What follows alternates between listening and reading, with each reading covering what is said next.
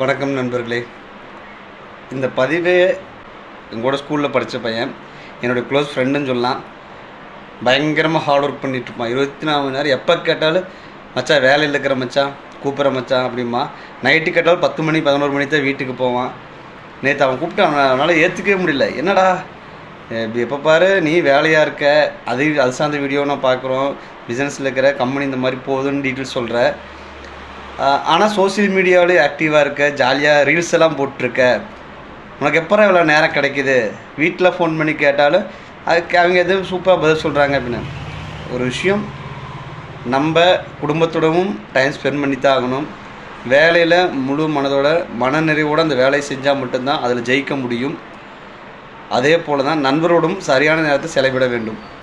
நம்ம எல்லா நேரத்திலையும் நம்மளுடைய சார்ந்த எல்லாத்துக்குமே நேரம் செலவிடணும். அதே போல் நேரத்தை மட்டும் செலவிட்டால் பத்தாது, சேமிப்பு ரொம்ப ரொம்ப முக்கியம். நம்மளோட எதிர்கால தவணைக்காக நம்ம ஹார்ட் ஒர்க் பண்ணி 24 மணி நேரம் வேலை செய்கிறதுலாம் முக்கியமே கிடையாதுங்க. எவ்வளோ வேணால் வேலை செய்யுங்க. வருஷம் 365 நாள் வேலை செஞ்சிங்கனாலும் கஞ்சப்பாட்டு பாடிட்டு இருக்கிறீங்க, பாடிட்டு இருப்பாங்க. உழைச்சிட்டு இருக்கிறீங்க, உழைச்சிட்டே இருப்பாங்க. ஒரு பிளானே இருக்காது. தயவு செஞ்சு எங்களோட சேமிப்பும் ரொம்ப ரொம்ப முக்கியம். ஒரு ரெக்வஸ்ட்டாக கூட உங்கள்கிட்ட சொல்லிடுறேன். ஒரு மாதத்தில் ஒரு சின்ன அமௌண்ட்டை உங்களுடைய சேமிப்புக்காக எடுத்து வைங்க. நாளைக்கு அது பெரிய எதிர்காலத்தில் என்னோட நீங்கள் ஜாலியாக இருக்கலாம்.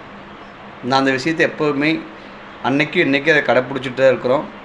நாங்களே சேமிப்பு சார்ந்த துறையில் இருக்கிறனால இது அட்வைஸாவோ தொழிலுக்காக பேச நினச்சிக்காதீங்க. என்னுடைய சக்ஸஸுக்காகவும் நான் இவ்வளோ ஜாலியாக இருக்கிறதுக்கும் முக்கியமான காரணம் இது மட்டும்தான். நேரத்தை செலவிடுவதாக இருந்தாலும் பார்த்து தான் செலவிடுவேன், பணத்தை செலவிடுறதா இருந்தாலும் பார்த்து தான் செலவிடுவேன். ரெண்டுத்திலேயே கஞ்சித்தனமாக தான் இருக்கணும். அப்போ தான் வாழ்க்கையில் நிம்மதியாக இருக்க முடியும்.